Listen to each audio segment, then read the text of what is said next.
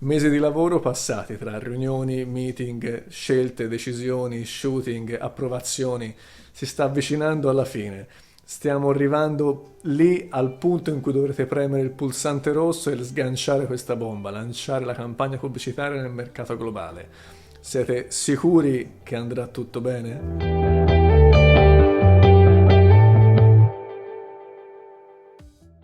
Ben trovato.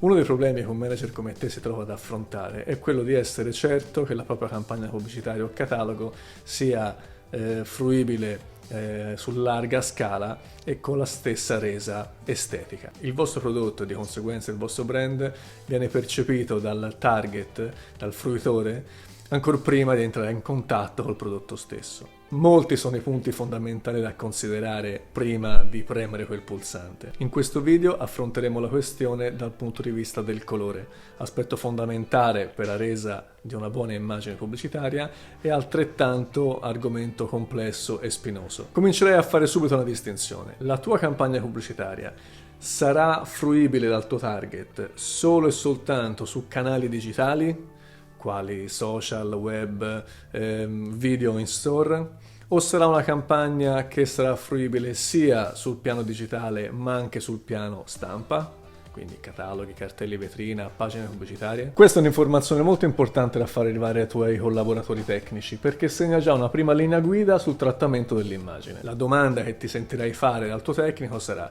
l'immagine lavorata la consegniamo in RGB o convertita in quadricomia?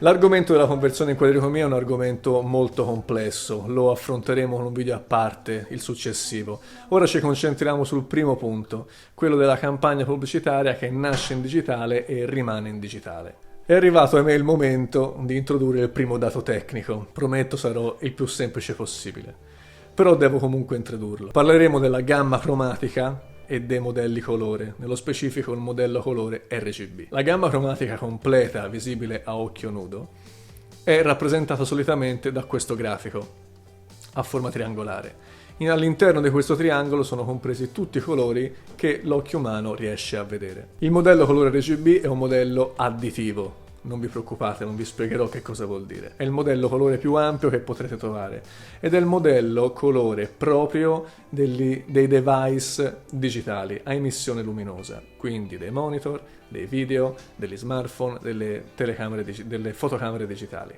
C'è un però: i device digitali non riescono a riprodurre tutto lo spettro cromatico visibile da occhio umano, ma soltanto una parte. Nasce qui un problema di uniformità. Come possiamo fare in modo che in tutti i device digitali l'immagine sia riproducibile alla stessa maniera? Ci sono stati dei professoroni, sicuramente americani, non so di preciso, che si sono posti questa domanda. Hanno studiato la gamma cromatica e hanno individuato un'area raggiungibile da tutti i device. Quest'area è stata nominata sRGB, correva l'anno 1996. Subito dopo, anche un po' per evoluzione digitale, ne è stato individuato un secondo, più ampio, l'Adobe RGB, correva l'anno 1998. Da allora più o meno è rimasto sempre lo stesso. Quindi, quando sentite parlare di Adobe RGB o sRGB, parliamo di profili standard nel modello colore RGB. Sono due profili ai quali tutti i device digitali riescono ad arrivare. Come notate dal grafico, il profilo sRGB è meno ampio dell'Adobe RGB. Ve lo faccio notare per spiegarvi un passaggio fondamentale. Se in fase di shooting l'immagine viene scattata con un profilo sRGB, non sarà possibile ritrovare la brillantezza che avrebbe avuto se scattato in Adobe RGB, perché da uno spazio piccolo non possiamo recuperare colore andandolo a cercare altrove.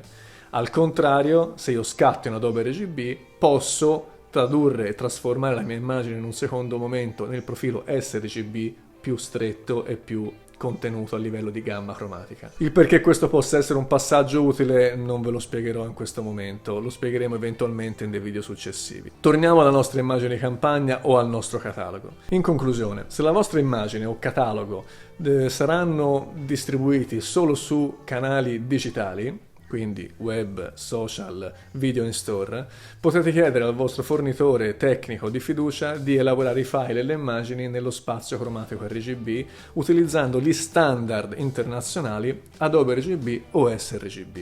In questo modo sarete sicuri che il vostro target, il vostro cliente, vedrà l'immagine che avete approvato in maniera più o meno corretta. Perché più o meno corretta? Perché i device digitali hanno altre impostazioni a livello cromatico che inseriamo noi soggettivamente. Chi vuole il monitor più luminoso, chi più scuro, chi più contrastato, più saturo, più grigiastro.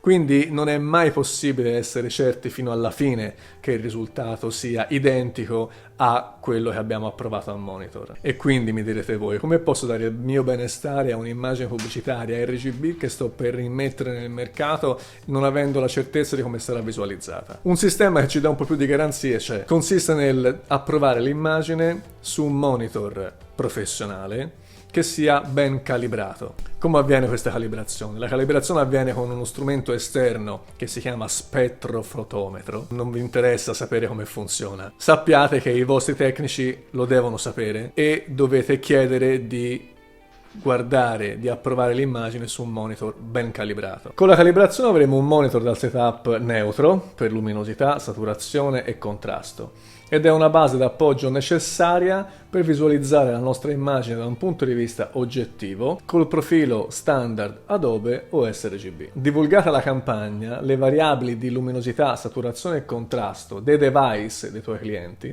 sposteranno il risultato che avrai visto e validato dal monitor calibrato, ma lo faranno in maniera meno impattante, in modo più contenuto e meno percepibile. Spero che il video vi sia stato utile. Sappiate che sto facendo un'operazione simile a inserire un elefante dentro una scatola di fiammiferi. Se vi è piaciuto mettete un like, se vi sono venuti in mente degli argomenti che vorreste che trattassi scrivetemelo qui sotto nei commenti. Se avete bisogno di supporto tecnico potete scrivermi in privato al mio indirizzo mail, che trovate sempre qui sotto. Io vi aspetto al prossimo video.